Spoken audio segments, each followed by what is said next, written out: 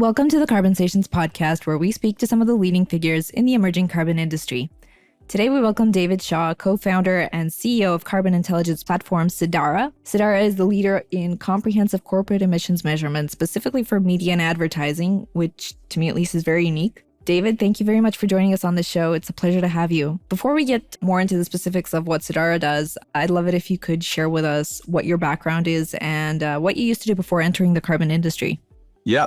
Thank you so much for having me, Violet. It's a pleasure to be joining you today. So a little bit about myself. I've been working on Cedara for the past 2.5 years. The focus of Cedara is to really accelerate the impact, on the sustainability side. Prior to Cedara, I've been in the media space. Cedara focuses on the media space today. But I've been in the media space for over 15 years, where I was previously at a company called Teads. Teads is a large advertising technology company. They provide the pipes for brands to deliver their campaigns digitally. At Teads, I built their buying platform, which clients would utilize to transact against, kind of like a Facebook or like a Google Ads Manager. So I was quasi-commercial product lead out there. And, on the sustainability side, I've always been passionate on sustainability, as well as, I'm also a very passionate entrepreneur. If you look at the course of, brief, history, if you look just at the past 150 years, we've seen enormous progress really across all industries since the discovery of oil and gas and the invention of things like the combustion engine, right? And this has led to robust and rapid growth globally, and we've seen significant benefits from this, right? We've seen increased prosperity, lifespan. This has allowed breakthrough technologies, right? Be able to do, a call online virtually.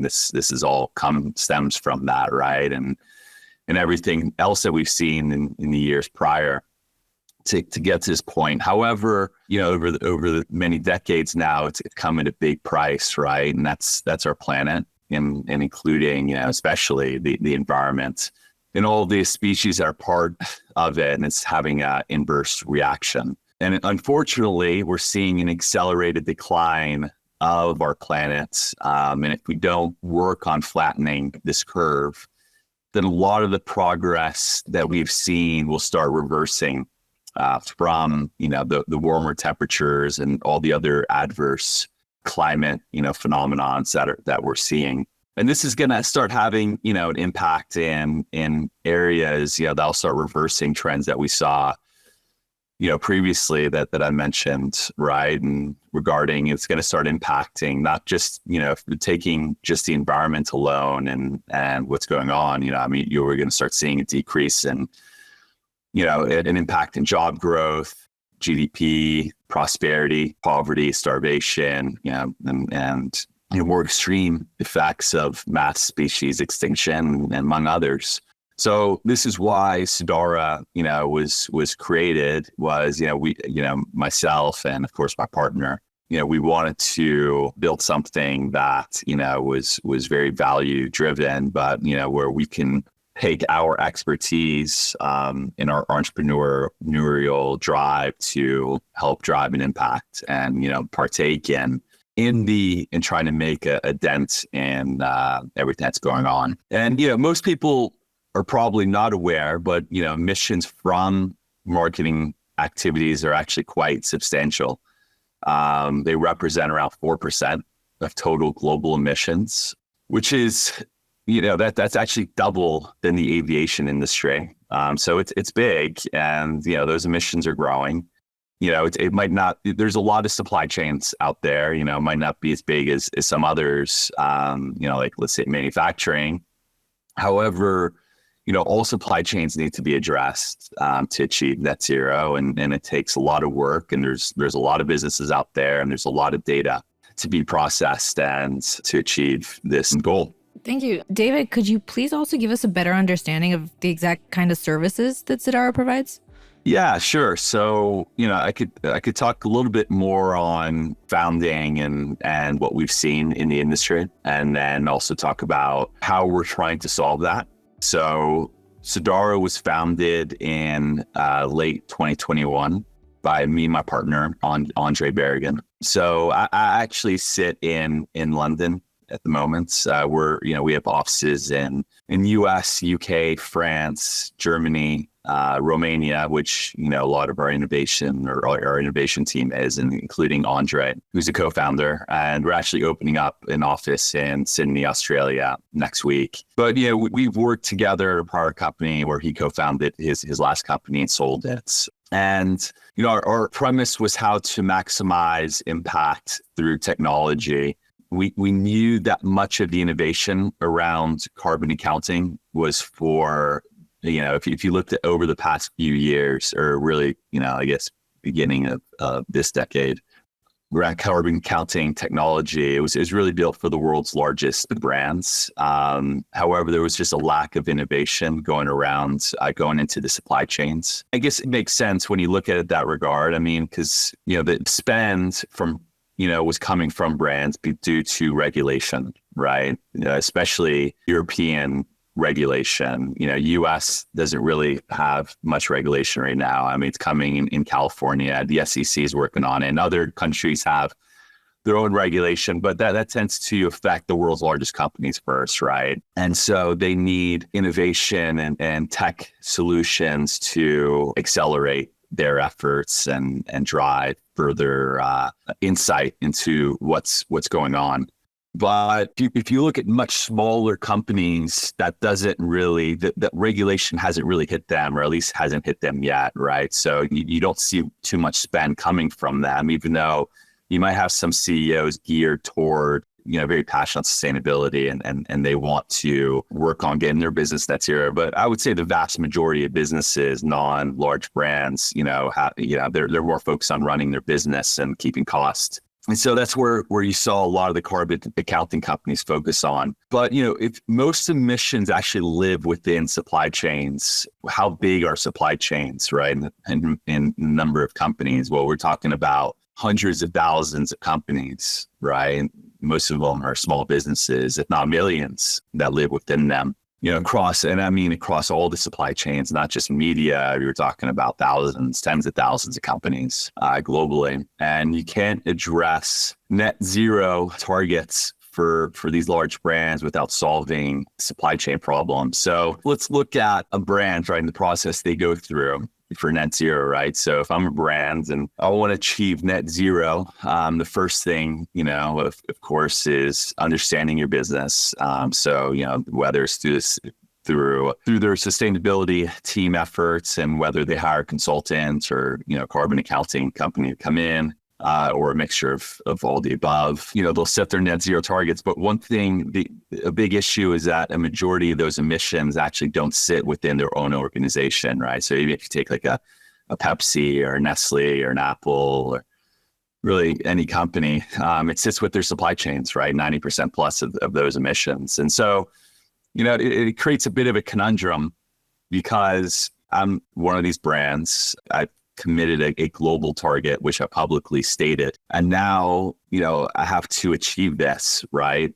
Because, I've stated it, and I have brand reputation and of course, consumer pressure and all the other pressures that are coming at me. So how do I solve for this? Well, I mean, that's where you got to get the supplier data, right? You got to work on getting data across every one of your suppliers. That's a lot of work and takes time, and it creates there's their own challenges, right? It's how do you measure across the same standard, and what are the data points that you need to look at per supply chain, right? It's not about, looking at things like necessarily employee commuting or the lights that power, your offices, but, what's in that supply chain, whether it's, creating shoes, right?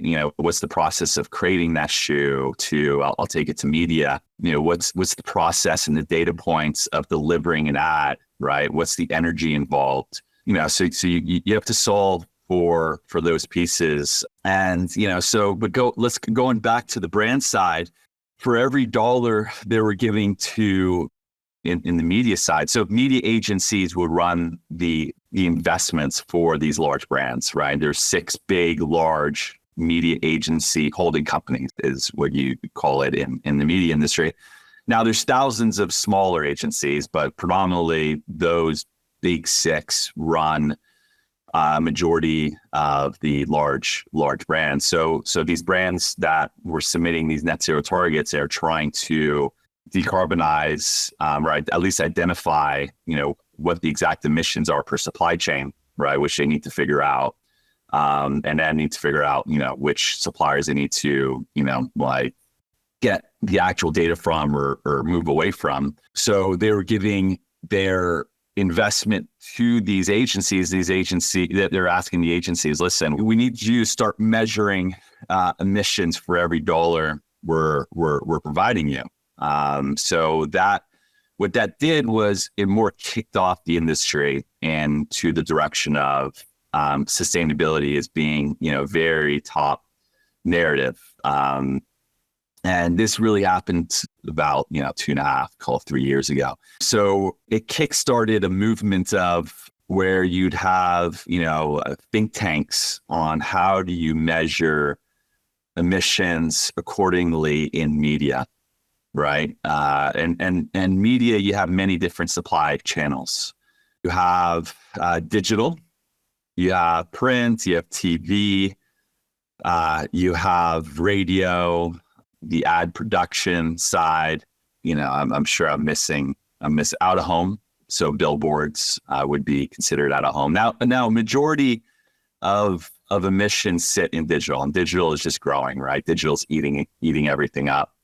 I think it's about like 3/4 of total investment. But, so trying to figure out what are the data points by each of these channels that, that we need to include, not we as Cedara, but as an industry need to include on a measurement standard for properly measuring a campaign. So we could get that data back to advertisers. So that's been worked on, and getting data back to advertisers, that's been very successful.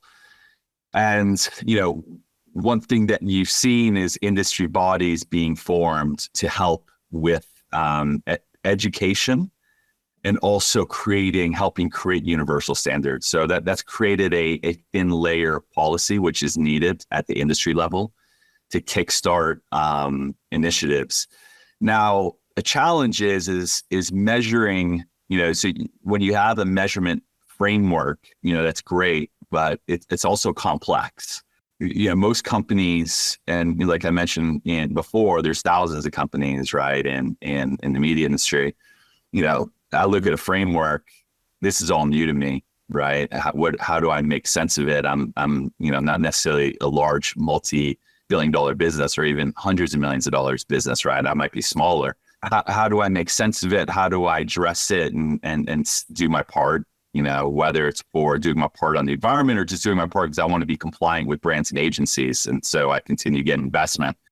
So that's where Cedara comes in, right? We built a platform for processing data sets. So we integrate into media businesses, whether it's a brand or an agency or, lower down the supply chain, and helping them process all of their media operational data. Now we'll look at full scope 1 to 3, but the majority of emissions for these media businesses sit in scope 3 under the media operations. It's like 90% plus, right?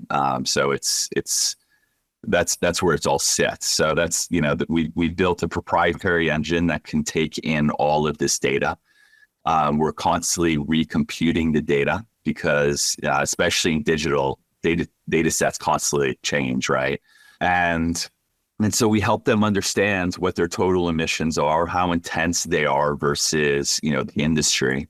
how they can easily share their data sets, so it's transparent to the industry. And so, they're compliant with all the frameworks that are being rolled out or being modified, so it's plug and play for them.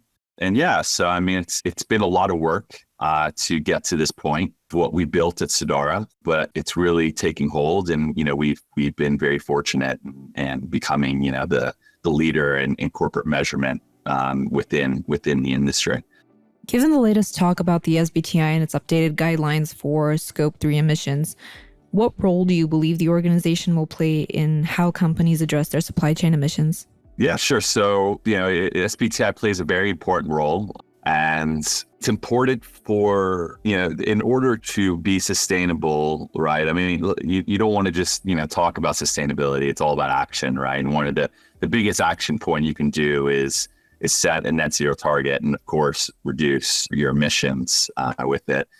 Now, reduction is by far the most important, right? I mean, of course, there's that area of buying offsets. I know it's a great area for some people, organizations. There is, it's a smaller percentage, but there is an important need for offsets. Especially more the high tech offsets that are deployed, and it's important to drive down the cost of whether it's direct air capture or other high tech innovation offsets. However, again, the goal is really on reduction side. I think in terms of SBTi, a challenge that we see at Cedara, I don't look at it necessarily just on the media side. I look at it across probably all supply chains. I know SBTi is working on it. They don't have full visibility on what the actual emissions are from suppliers for a given supply chain.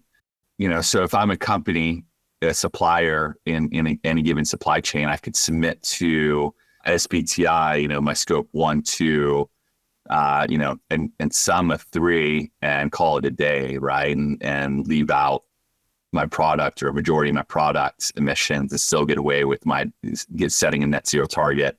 And it kind of serves as a PR play.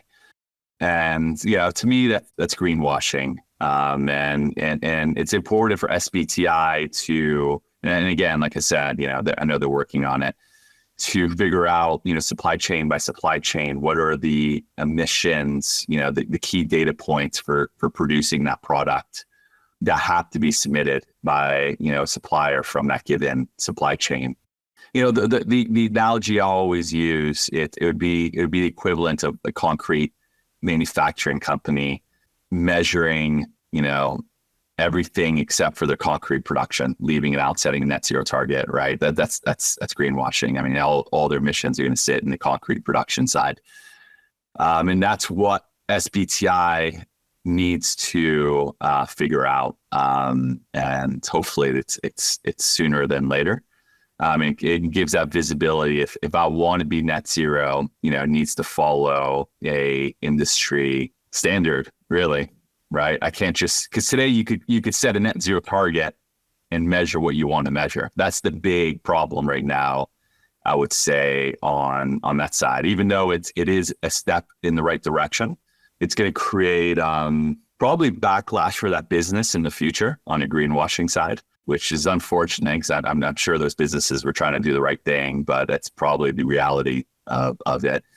And two, it's going to deaccelerate the progress to net zero, right? Because you don't have the right data points. If everyone's not measuring the proper things and submitting it to SBTi, like if they're ignoring exactly how much of emissions or where it's coming from on producing a product, you're taking away data sets. You're not submitting them. Now, SBTi doesn't have the visibility in those areas. So, they're unable to turn down applications today. So that's hopefully that, to me, would be a big step forward. And if they can, fix that and provide alignment within the industry, all industries. Excellent. Now, circling back to what you said about the marketing industry being responsible for 4%, was it, of global emissions? That came as a shock to me too, given that aviation is half that much. It's a very large share, and I was curious as to why is that? and why is it growing? And then probably a second part of the question is, how do you believe that can be mitigated? How do you believe media and advertising can be decarbonized? Yeah, I mean, it's a great question.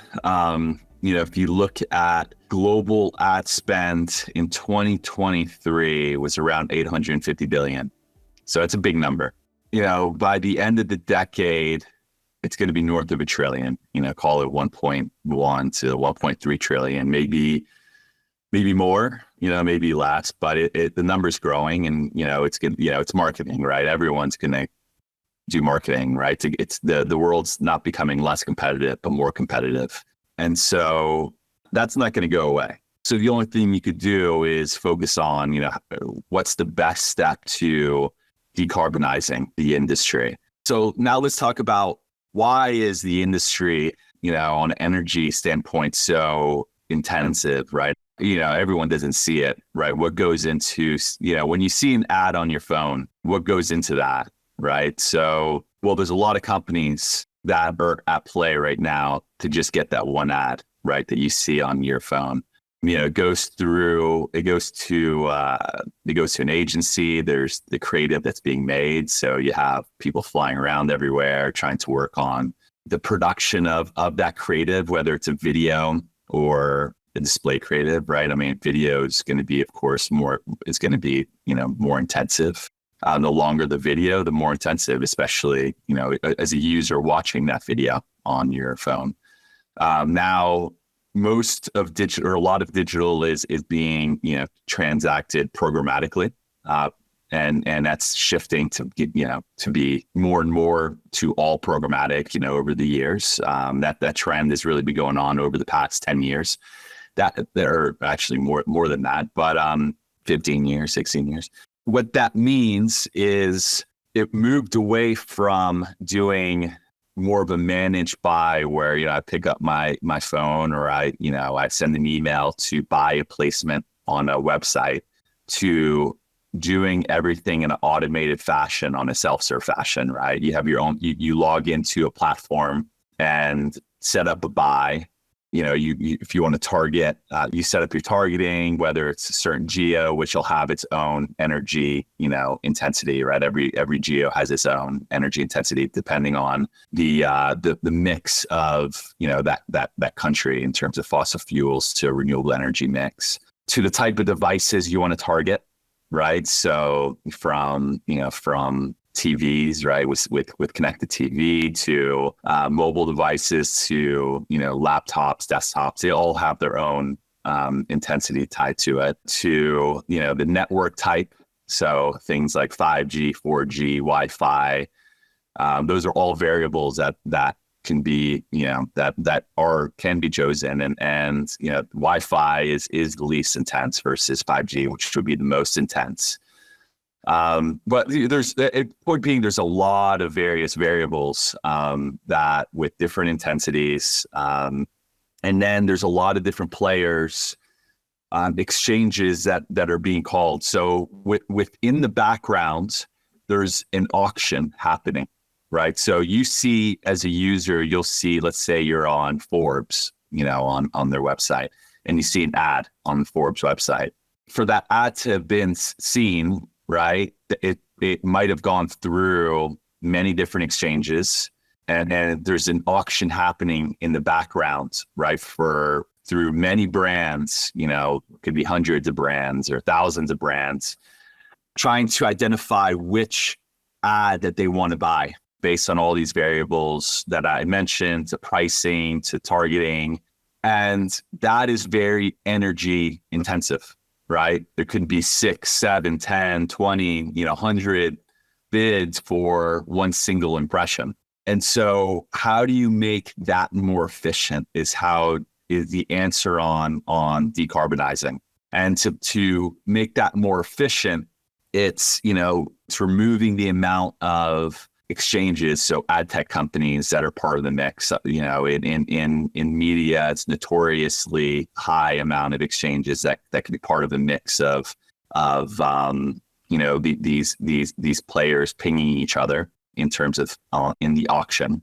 There's own AI algorithms involved. Each of these companies have their own AI in terms of understanding which ad would provide the best performance for a user. So, a good AI would waste less bid requests, is I guess what you call it, to get to an impression or a view for a user.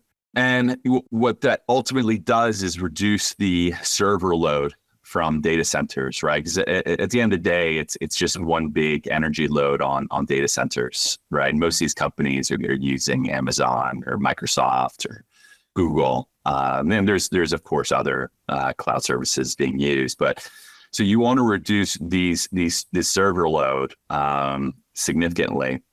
And that's what the industry is working on. That's what Cedara is working on. We're helping companies identify how efficient they are and help them with providing tactics on driving down emissions. Now that's just for digital, right? So for other supply chains, for I guess media channels, I should say, things like out of home and print, right? You would look at other elements too, the shipping of your print, whether it's newspapers and magazines, how efficient are you there, the type of paper using, machinery, if it's out of home, the steel that's being used, right? You have to look at embodied emissions.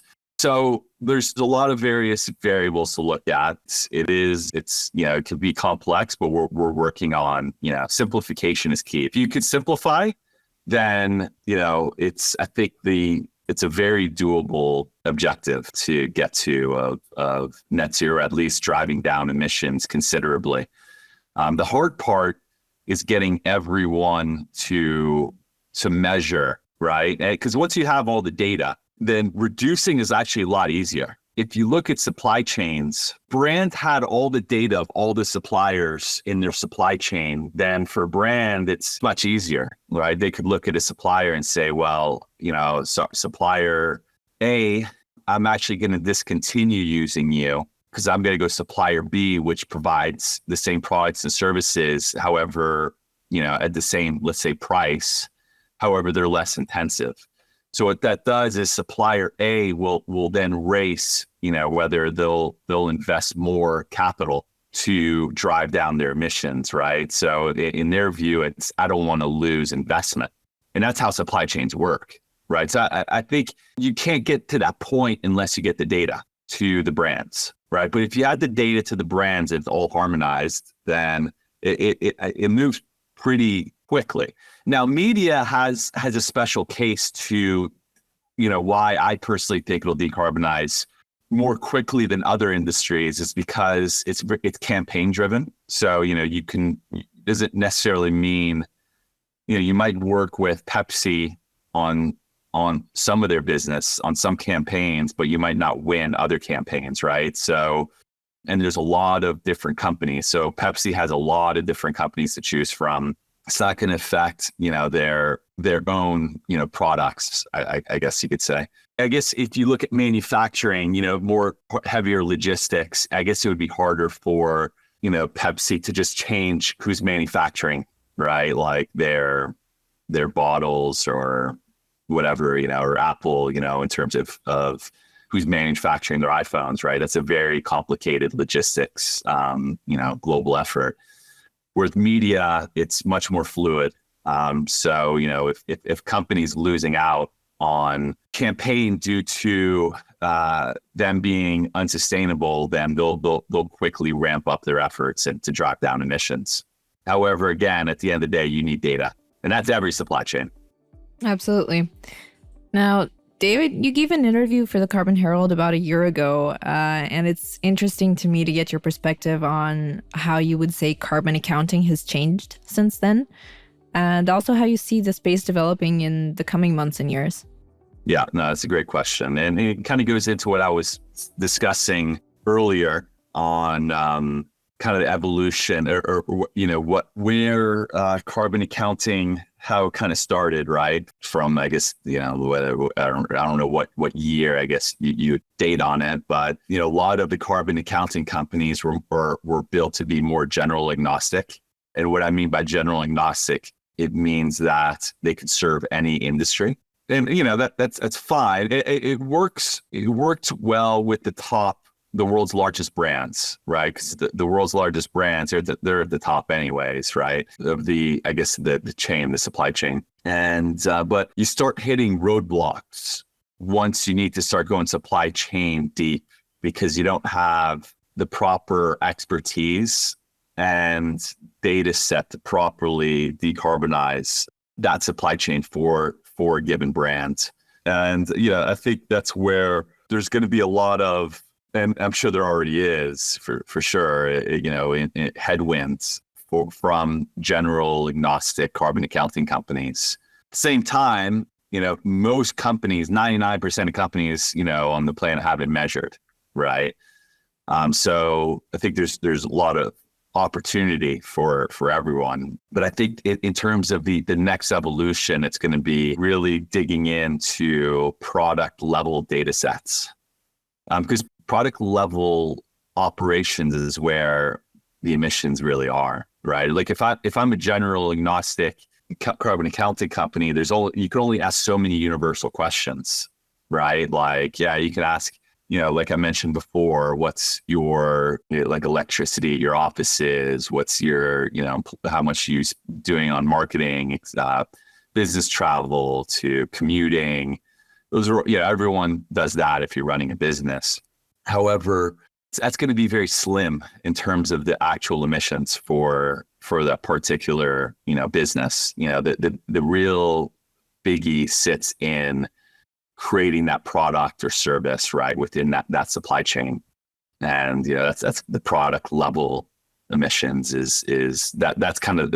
that's what carbon accounting really needs to start looking at in order to accelerate net zero. And that's exactly what we do at Cedara, is break out, work on the micro data sets, and compiling it and making sense of it and providing kind of hotspots of areas to decarbonize. Excellent. David, on a final note, before we finish up the episode, I'd like to ask you, does Cedara have any future plans or upcoming developments that you can share with us right now? Yeah, no, absolutely. I think, in terms of future plans, upcoming developments, I mean, we're still a startup. We've raised 4.3 million to date in our seed rounds. And so right now we're operating about 4 or 5 markets. We're continuing to expand our engineering team, especially, and sales, right? Sales and engineering are the 2 top areas of our focus. We're continuing we have a very, big roadmap for the year. It's pretty aggressive. I think we can achieve it. So we were heads down on, building the best in class products and making it very easy for the industry, companies within the industry, to look at sustainability and not assume that it's going to be hard to do. That's an objective of Cedara, and drive impact, right? But at the same time, we are a business. We do need to, get more clients and grow revenues. And that's the only way you can really achieve impact. I feel like we're just scratching the surface. And, but we have lots of clients. We have dozens and dozens of clients, which is great. We want to ramp that up and just keep going. And, plan is to go up to our Series A later this year, and we'll go from there. I haven't thought too much past the Series A piece. I just have my head down on from here to there to the end of the year. That definitely sounds very exciting.